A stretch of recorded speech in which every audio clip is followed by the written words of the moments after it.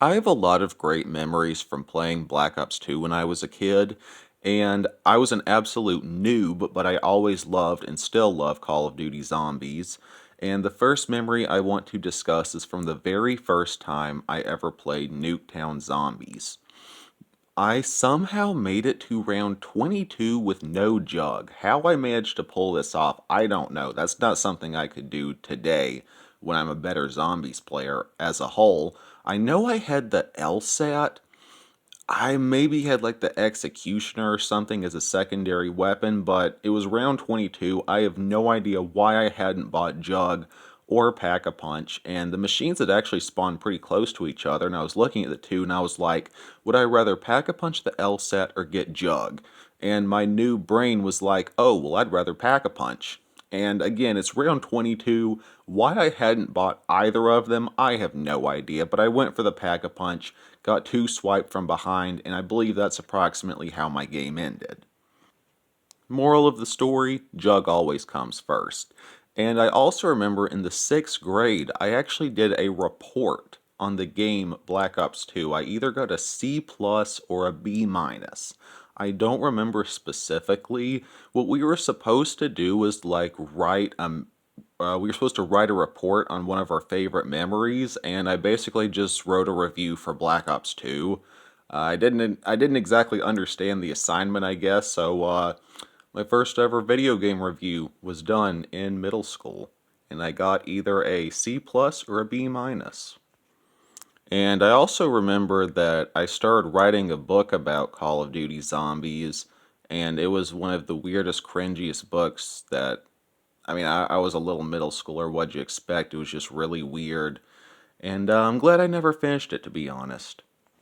I did not understand the story of COD Zombies at all, but it is what it is. And I remember another time I was playing with my mom's boyfriend's son on farm, and I was going down like literally every 30 seconds. I had like the RPK, I think.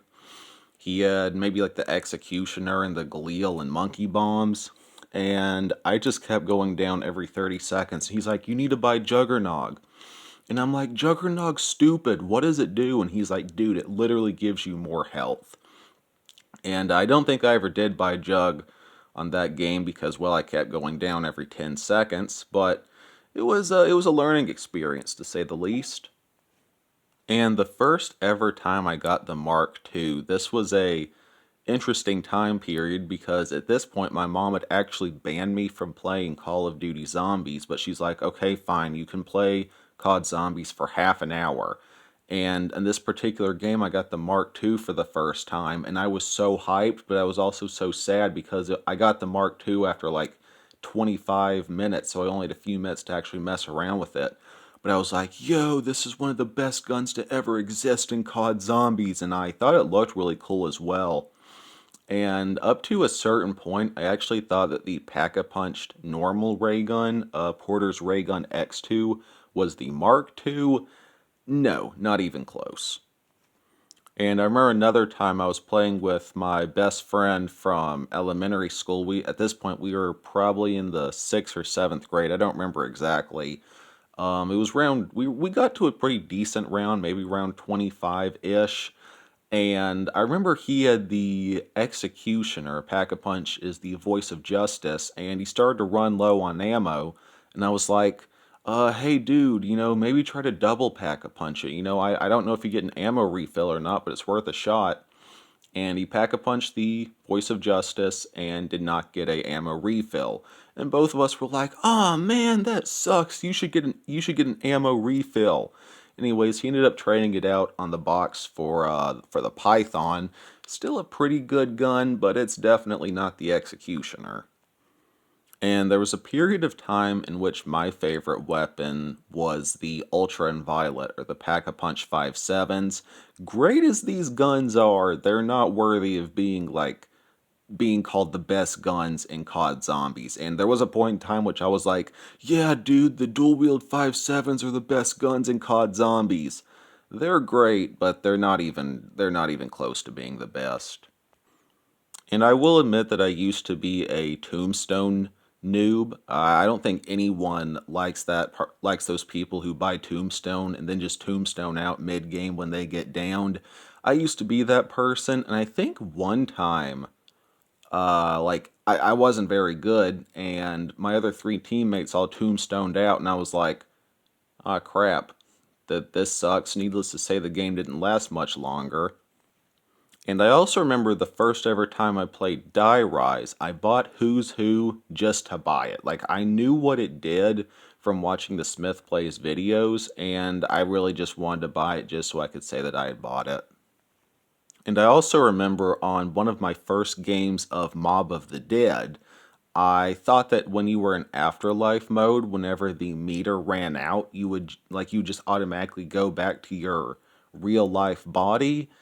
I was more than a little mistaken, and I was also very bummed out. You know, this was one of my first ever games of Mob, and I got to a pretty decent round. You know, for the little noob middle school me, I want to say maybe round 20-ish. And I was more than a little disappointed when my afterlife meter ran out and I died. And I also remember using the Uzi and the Tommy gun for the first time on Mob of the Dead, and I was like, "Yo, these guns are awesome, yo!" I don't remember which one I liked more. I want to say I liked the Uzi more, and I was really big into Electric Cherry. I thought that was one of the coolest perks to ever exist, and it is a great perk for sure. And I also remember that one of my friends from middle school told me that you could pack-a-punch the Galvanuckles, and that you would get something called the Fist of Fury, which is the Galvanuckles, except it has a miniature monkey bomb attached to it. And if you punch a zombie, it'll stick a monkey bomb to them for a couple seconds. Where my friend got this idea from, I have absolutely no idea, but no, you cannot pack-a-punch the Galvanuckles. And you do not get the Fist of Fury, and you do not get miniature monkey bombs strapped to them either. And speaking of monkeys, I think the first time I ever got them was on Bus Depot. And I was like, whoa, these things are so cool. And I want to say I didn't have a lot of experience with COD Zombies at this point, and I want to say that they were, like, I thought that the only game they were introduced on was Black Ops 2, even though they go back as far as Doris. But it was definitely fun experiencing the monkey bombs for the first time, even though I ended up just being really foolish with them, like throwing one monkey bomb when there was only one zombie left. Like, that's just stupid.